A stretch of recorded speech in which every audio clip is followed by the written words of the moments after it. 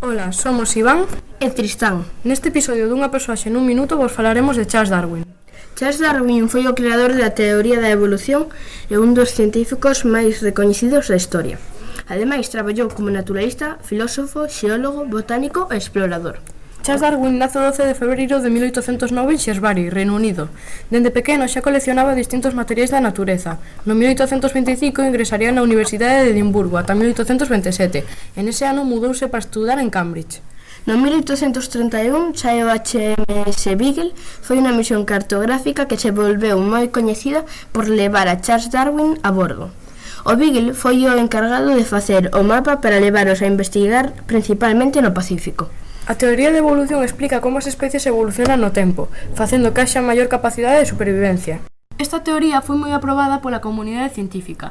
Finalmente, Charles Darwin morre o 27 de decembro de 1882.